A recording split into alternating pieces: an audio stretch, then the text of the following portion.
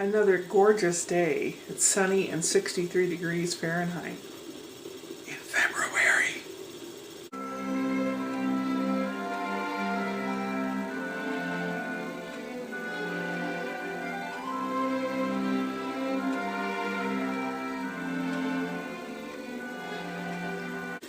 So what did I do today? Brian was home today and we walked the dogs, and I noticed that the neighbor's lemon tree dropped 5 gorgeous lemons. Sometimes they'll fall in their yard, sometimes they'll fall in our yard, and they never come to retrieve them. So 5 gorgeous lemons I have. I've decided I'm going to have lemon pasta tonight. So what I did first was I press down and roll them to get the inside pulp loose. And this is the niftiest gadget I found. I think it might have been from Sur La Table at one time. It's got a very small grate or a larger grate. I'm using a larger one. And I gently drag it across the top of the peel.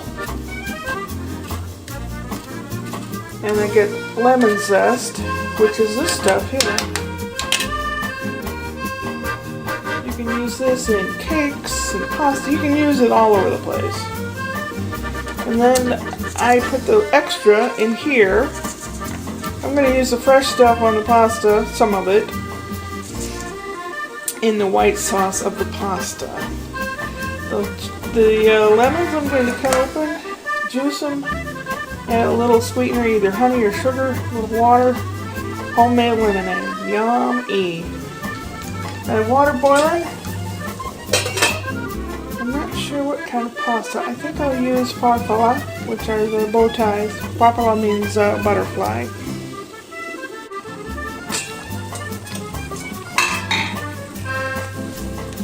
They're also called bow tie pasta. Did I mention that? I don't know.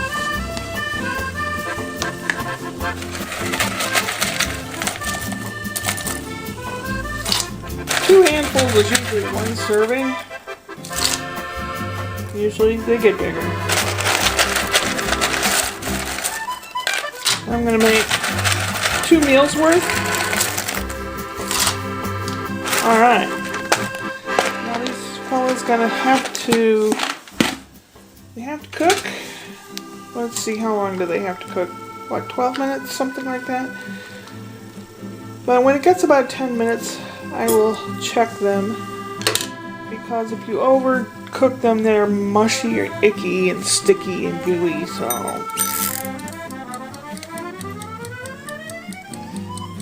I'm sticking it at 11 minutes. My egg timer. It's an egg-shaped egg timer, so it's my egg timer. Haha. Whoops. Careful now.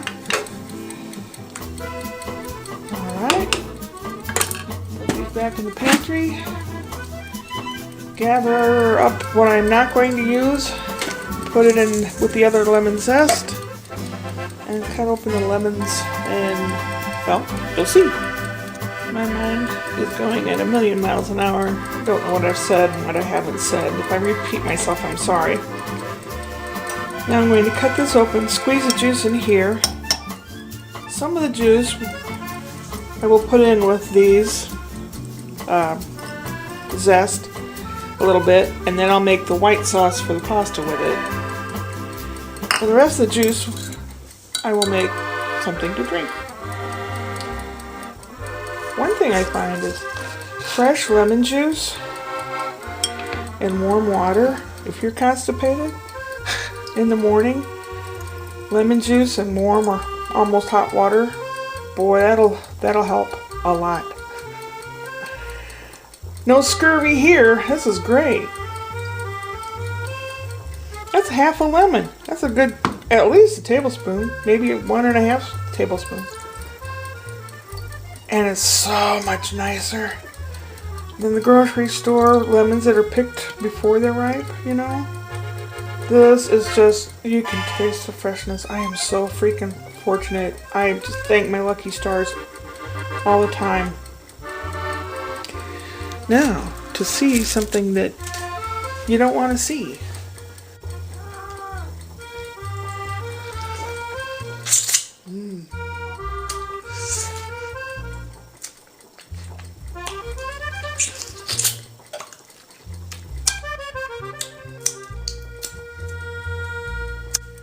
I've just discovered this is a lime. This one's not a lemon. That's a lemon. This is a lime. Now, Brian and Ashley do have a lime bush out front, so this one probably fell out of their bush. I don't know if you can tell the difference. Light green like and not. 5 little citrus, and they come up to 3/4 of a cup. Or 6 ounces. Or, I don't know if you go to the milliliters. 175? Whatever. And as these are granite countertops, whether they have treatment on them or not, if you work with citrus fruit and you get juice, or you spill your orange juice or whatever, wipe it off because it'll damage the granite. Tip of the day. I poured 2 ounces into the zest, the rind, whatever. That'll be for the sauce. The timer just went off. Let's see if the pasta's done.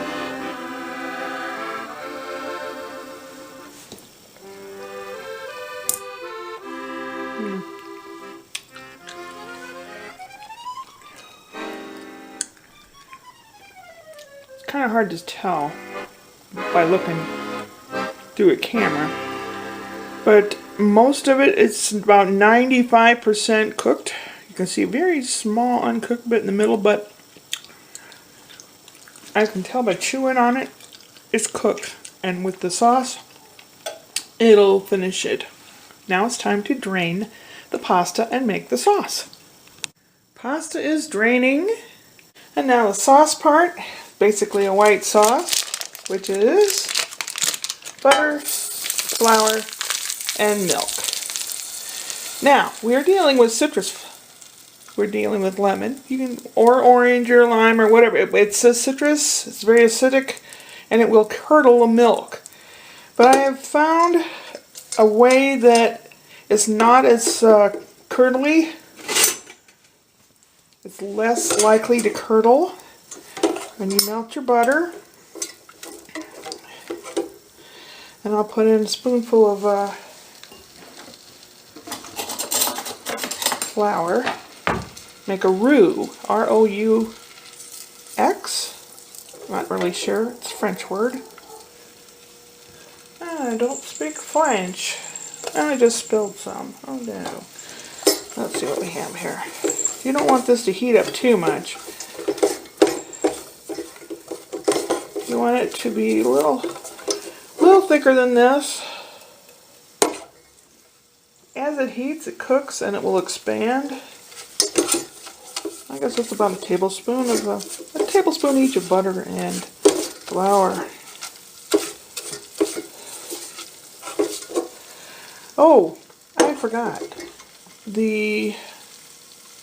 Let's see, what did I do? I put the juice in this first, then add the milk while I'm stirring it a lot. See, this is kind of like a paste, almost. It's butter and flour. It won't taste good. Let me try it. No, it won't taste good.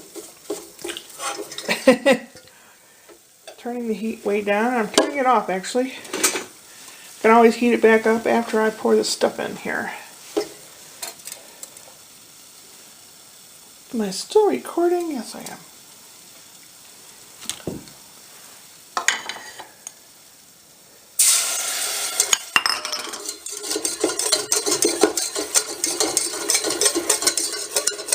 See, it's thick. Real thick. Like a choux pastry. This is how you make choux pastry as well, actually. That's C-H-O-U-X or something.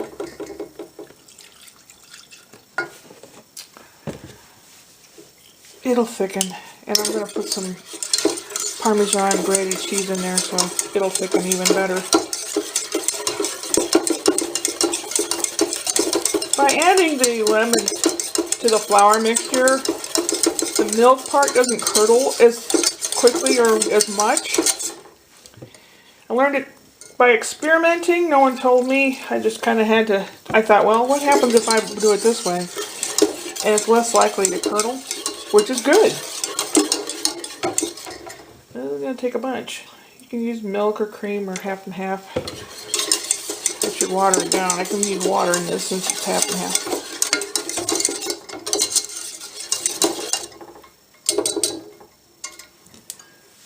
Okay, cat wants some. He thinks he wants some. Oops, that's kind of. I have turned off, but the heater part that it's sitting on is still hot. All right, let's put some what I call shaker cheese in there. I hear the cat purring. He knows. He likes the white sauce part, though. He knows he likes it. I'm going to try something different today. Now, this is where you put the pasta back in and you stir it all around. Now, I can put vegetables in there, like peas or something, if I want. I can make a whole meal. Put some peas in there and some pieces of prosciutto that I have left over, which I think I'll do. I think I'll do that. I still have, what, 3 pieces? 3 or 4 slices of prosciutto. I'll eat a little first. And then I'll tear the rest of it up and put it in the sauce. And then I'll put the pasta in. I'm just tearing it in little pieces. This is sliced so thin, you know, if you aren't careful it'll dry out on you. Like it's starting to dry out. But that's okay. You can put it in a sauce, sprinkle it on your salad, eat it. And I'm going all the way. Prosciutto and everything. Ooh, yeah. And then I'll even sprinkle probably some more shaking cheese on there and red pepper flakes to give it that Sicilian zing. Yes, sir. Oh, mamma mia.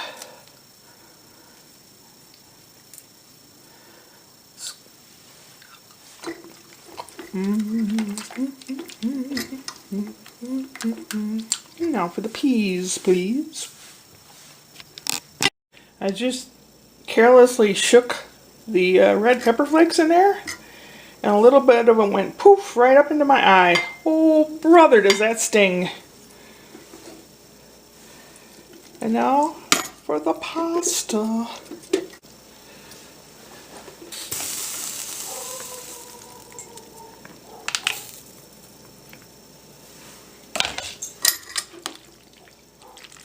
I know it looks weird, but I know it tastes good. I apologize to any real Italian out there that is cringing or said you can't use that sauce on that pasta. There are some people, there are some Italians that are extremely sensitive as to what type of pasta you use and how you don't put this with that. I apologize. I was born American. Trying, doing the best I can. Questo. Questo yummy. This is yummy.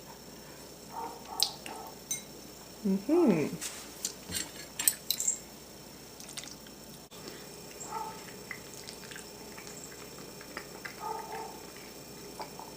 man. That's what's for supper. Yum.